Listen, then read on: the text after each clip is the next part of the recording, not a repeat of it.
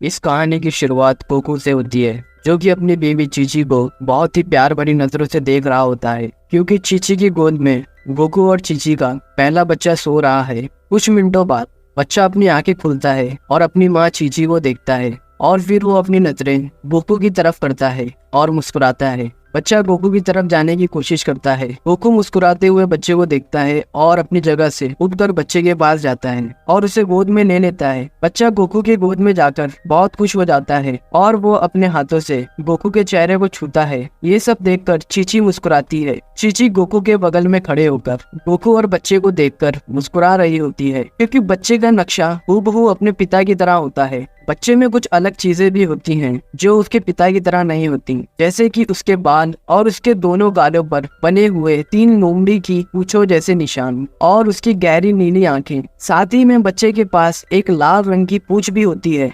अचानक से मुस्कुराती हुई चीची को कुछ याद आता है, जिससे उसके हाव भाव बदल जाते हैं। उसे याद आता है कि उसने और गोकू ने बच्चे का नाम तो सोचा ही नहीं। चीची गोकू को रोकती है, जो कि बच्चे को खिला रहा होता है, और कहती है, गोकू हम बच्चे का नाम रखना तो भूल ही गए। तुम्हें क्या लगता है हमें इसका क्या नाम रखना चाहिए? चीची की बात सुनकर गोकू कहता है, अरे हाँ, इसका नाम तो मैंने सोचा ही नहीं। और वो और उसकी बीबी नाम सोचने लगते हैं। इसके तुरंत बाद ही गोकू के पेट से गुड़गुड़ाहट की आवाज आती है और वो बच्चे को पालने में रख देता है और कहता है, फिलहाल मैं जा रहा हूँ कुछ खाने। ये कहकर वो किचन की तरफ चला जाता है। गोकू की ये बात सुनकर चीची का दिमाग खराब हो जाता है, क्योंकि गोकू को खाने की पड़ी है, ना कि अपने बच्चे के नाम की। चीची गुस्सा होकर गोकू की तरफ जाती है और उसे चिल्लाकर कहती है, गोकू तुम्हारी प्रॉब्लम क्या है? हमारा पहला बच्चा हुआ है जिसका अभी तक कोई नाम नहीं सोचा गया, और तुम नाम सोचने की बजाय खाना खाने का सोच रहे हो। तुम कितने गैर जिम्मेदार हो। लेकिन चीची गोकू कुछ कहने ही वाला होता है।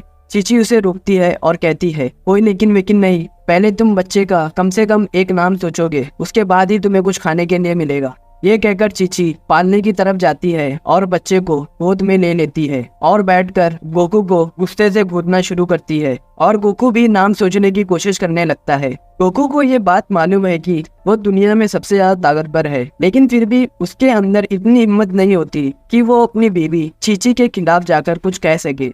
बच्चे का नाम सोचते सोचते पता नहीं कब अचानक से गोकू खाने की अलग अलग चीजों का नाम सोचने लगता है। Chicken fry, rice ball, fish, Naruto के साथ रामेन, और वो मन ही मन बोलता है, क्या नारुतो? ओ नारुतो। फिर वो चीची की तरफ देखता है और कहता है, नारुतो कैसा रहेगा? ये नाम सुनकर बच्चा जो कि चीची के गोद में है वो जोर जोर से हंसने लगता है, और चीची रुक जाती है और बच्चे को अपने चेहरे के पास लेकर आती है और कहती है, नारुतो। बच्चा फिर से जोर जोर से हंसने लगता है, और फिर चीची आइंस्टाइन कहती है। ये सुनते ही बच्चा जोर जोर से रोने लगता है। चीची फिर से नारुतो कहती है। बच्चा फिर हंसने लगता है। चीची को इस बात पर यकीन नहीं हो रहा था कि बच्चे को सच में ये नाम इतना पसंद आ गया।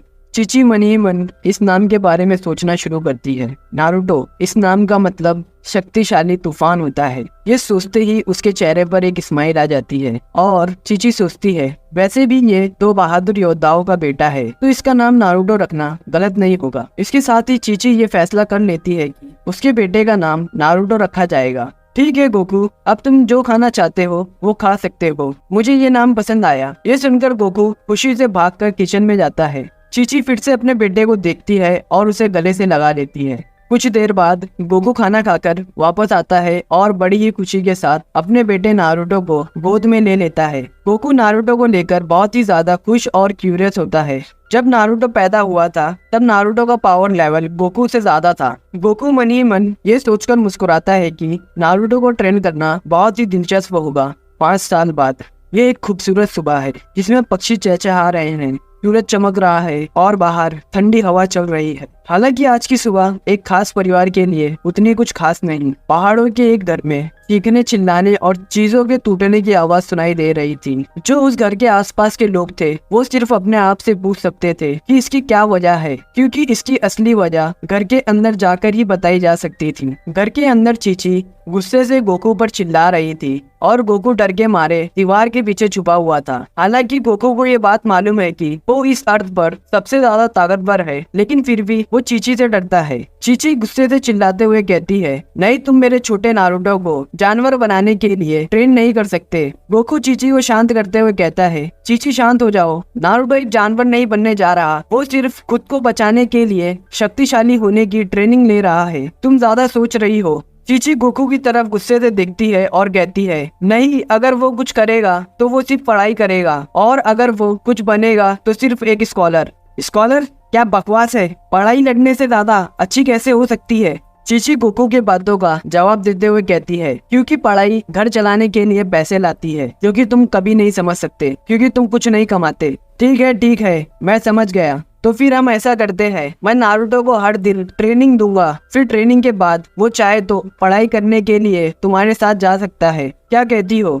चीची बहुत ही गहराई से सोचती है और कहती है, ठीक है, मुझे सिर्फ नारुतो के पढ़ाई से मतलब है, और उसके बाद तुम कुछ भी कर सकते हो। चीची से खुश होकर गोकू कहता है, शुक्रिया चीची, मैं वादा करता हूँ कि ट्रेनिंग के बाद नारुतो सिर्फ पढ़ाई करेगा, जितना देर तुम चाहो। गोकू और चीची की आवाज सुनकर नारुतो अपने कमरे से आंख मसलते हुए निकलता है और अपने माँ बाप के पास जाता है। नारुतो को देखकर चीची उसे गले से लगा लेती है और नारुतो पूछता है, मम्मी पापा, ये सब क्या हो रहा है? अरे नारुतो, हम तो बस तुम्हारी मार्शल आर्ट ट्रेनिंग के बारे में बात कर रहे थे, गोकू कहता है। गोकू की बात सुनकर नारुतो की आंख चमक उठी और उसने अपनी माँ की तरफ देखा। चीची मुस्कुराते हुए नारुतो को हाँ में इशारा करती है। नारुतो चीची को देखकर पागल की तरह ऊपर नीचे कूदने लगा। नारुतो ने जब पहली बार अपने पिता को ट्रेनिंग करते हुए देखा था, तब से ही उसे ये सब चीजें काफी अच्छी लगने लगी थी। चीची ने अपने बेटे का खुशी का डांस रोका और सीधे उसकी आंखों में देखा।